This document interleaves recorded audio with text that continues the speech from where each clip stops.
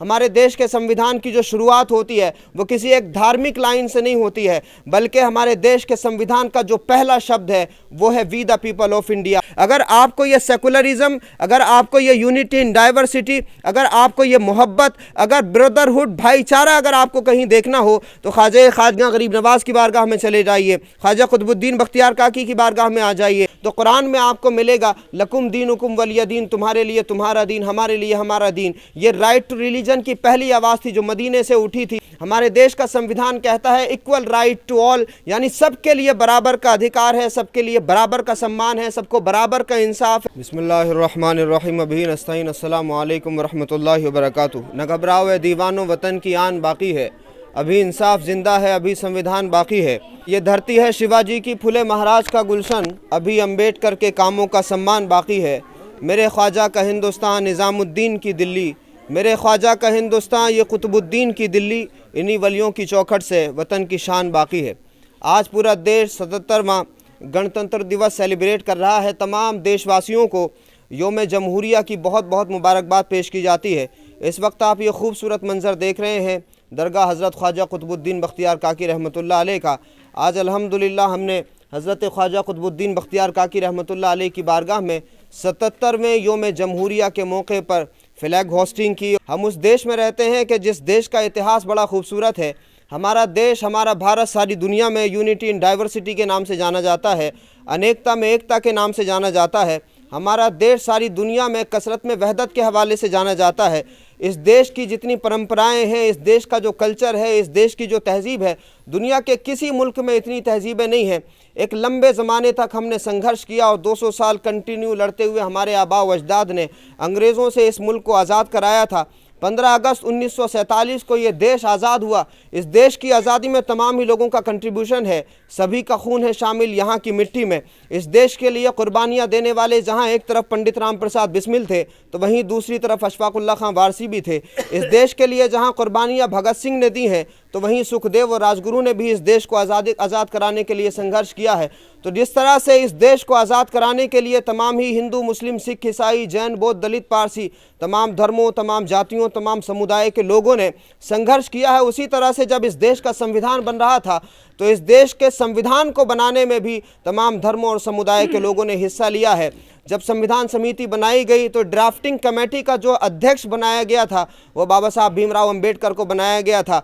तकरीबन 2 साल 11 महीने 18 दिन की कड़ी मेहनत से हमारे देश का संविधान 26 नवंबर 1949 को बनकर के तैयार हो गया था और फिर 26 जनवरी 1950 को हमारे देश का जो संविधान है वो हमारे देश में लागू हो गया था। ये हमारे लिए बहुत बड़ी खुशी का दिन था जब हमारे देश में कोई लॉ एंड ऑर्डर नहीं था, कोई हाई कोर्ट नहीं था, कोई सुप्रीम कोर्ट नहीं था, कोई सिद्धांत नहीं था, कोई संविधान नहीं था। देश तो हमने आज़ाद करा लिया था, हमारे बड़ों ने, हमारे पुरखों ने कुर्बानियाँ दी थी, लेकिन कोई संविधान नहीं था।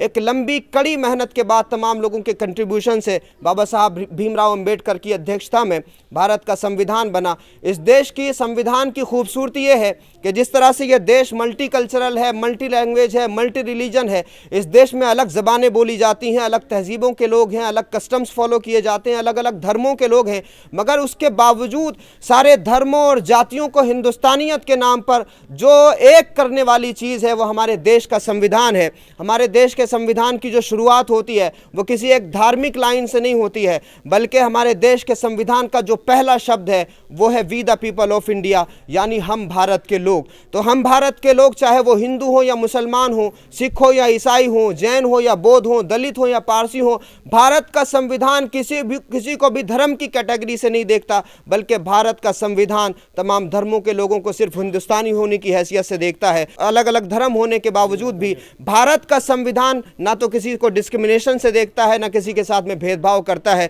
यही हमारे देश के संविधान की खूबसूरती है। हमारे देश में जहां मेजॉरिटी को रहने का अधिकार है वहीं माइनॉरिटी को भी बराबर से रहने का अधिकार है।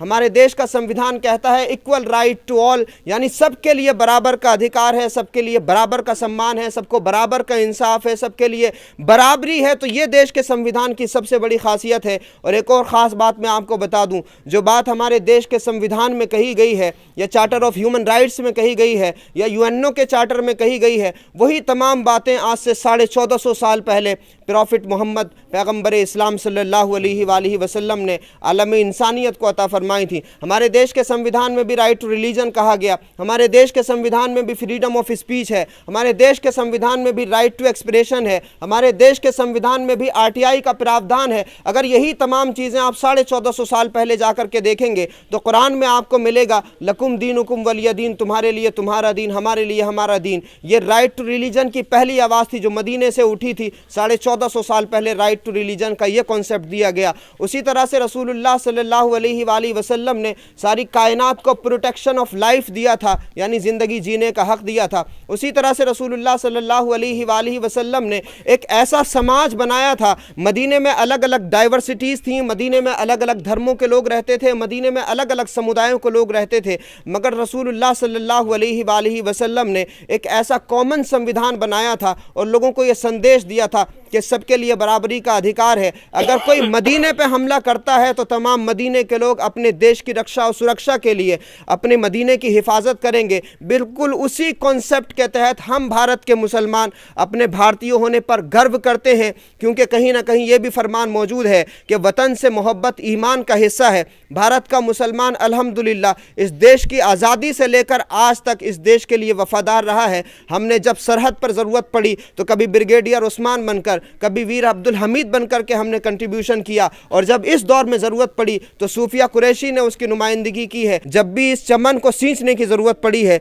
तो हमने खून दिया है। तो जिस तरह से रसूलुल्लाह के मीसाक मदीना में तमाम प्रावधान मौजूद थे, उस मीसाक मदीना यानी कॉन्स्टिट्यूशन ऑफ मदीना की झलकियाँ वो भारत के संविधान में भी मौजूद हैं, और भारतीय संविधान से हमारा ये भी एक अटूट रिश्ता है।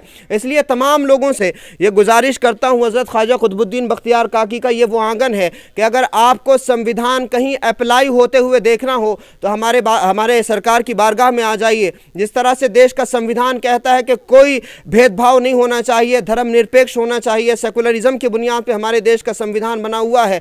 अगर आपको ये सेकुलरिज्म, अगर आपको ये यूनिटी इन डाइवर्सिटी, अगर आपको ये मोहब्बत, अगर ब्रदरहुड, भाईचारा अगर आपको कहीं देखना हो तो ख्वाजा गरीब नवाज की बारगाह में चले जाइए, ख्वाजा कुतुबुद्दीन बख्तियार काकी की बारगाह में आ जाइए, हज़रत बाबा फरीद के यहाँ, निज़ामुद्दीन औलिया के यहाँ चले जाइए। ये वो दरगाह है कि जब दरगाह में आने वाले आते हैं तो ना किसी से आधार कार्ड पूछा जाता है, ना पैन कार्ड पूछा जाता है, ना किसी की जाति पूछी जाती है, ना किसी का मसलक पूछा जाता है। हमारी दरगाह की किसी दीवार पे आपको ये स्टिकर नहीं मिलेगा कि यहाँ फलां लोग नहीं आ सकते, बल्कि जो भी आता है उसको वेलकम किया जाता है। और ये बात कहते हुए मुझे बड़ा गर्व महसूस हो रहा है। इस वक्त दरगाह कमेटी के 2 मेंबरान हमारे साथ में, और उसके अलावा बहुत सारे हमारे दरगाह कमेटी के चेयरमैन हो या वाइस चेयरमैन हो इस वक्त हमारे साथ भले ही ना हो, लेकिन उनकी भावनाएं और उनके जज्बात हमारे साथ ज़रूर शामिल हैं। मैं इन सब के बिहाफ पे ये कहने में बड़ा गर्व महसूस कर रहा हूँ कि जब आप हज़रत ख्वाजा कुतुबुद्दीन बख्तियार काकी की बारगाह में आएंगे, रोज़ाना डेली दरगाह कमेटी की देख रेख में ज़ोहर की नमाज के बाद में लंगर होता है, तो जो हमारे सरकार के दस्तरखान पर बैठा होता है उसका धर्म नहीं देखा जाता, जाति नहीं देखी जाती, सिर्फ भूख देखी जाती है और उसके सामने जो है खाना परोसा जाता है। तो अगर आपको संविधान कहीं एक कैंपस में अप्लाई होते हुए देखना है, बल्कि पूरा हिंदुस्तान यानी टीका टोपी पगड़ी टाई बुर्का साड़ी अगर आपको एक कैंपस में देखना हो तो हमारे सरकार ख्वाजा कुतुबुद्दीन बख्तियार काकी की बारगाह में आइए। आपको यहाँ हिंदुस्तान देखने को मिलेगा, यहाँ आपको भारत देखने को मिलेगा। ये बात याद रखिए, संविधान इसलिए बना था ताकि देश का हर नागरिक यानी जो आखिरी पायदान पर खड़ा हुआ नागरिक है उसको भी अधिकार मिले। इसीलिए इस देश का जो राइट टू वोट है उसकी ये ताकत है कि जिस तरह से इस देश को चलाने वाले का एक वोट है, उसी तरह से रिक्शा चलाने वाले का वोट भी एक समान है। इस देश का उद्योगपति हो या इस देश का गरीब हो, सबका वोट एक समान है। IPS अधिकारी हो, IAS ऑफिसर हो या खेत में काम करने वाला किसान हो, सबको एक समान दिया गया है और सबका राइट टू वोट है। इसलिए हम सब इक्वलिटी के साथ में ज़िंदगी गुजारें। इस देश को अगर हमें दुनिया की सबसे बड़ी ताकत बनाना है तो ज़रूरी है कि हम सब मिल कर के रहें, मोहब्बत से रहें, भाईचारे से रहें। आखिर में बस इतना कहना चाहूँगा कि सदियों से जब साथ रहे हैं फिर अब क्यों तकरार करें, साथ जिएंगे साथ मरेंगे, आओ ये इकरार करें। नफ़रत से नफ़रत बढ़ती है, प्यार से प्यार पनपता है, शम्मे मोहब्बत से आओ रोशन ये संसार करें। सरकार ख्वाजा कुतुबुद्दीन बख्तियार काकी की बारगाह में ख़तीब व इमाम होने की हैसियत से और दरगाह शरीफ का पियारो होने की हैसियत से मैं फिर से एक मरतबा समूचे भारतवासियों को योम जमहूरिया की बहुत बहुत मुबारकबाद पेश करता हूँ। जय हिंद, जय भारत, जय संविधान, हिंदुस्तान जिंदाबाद।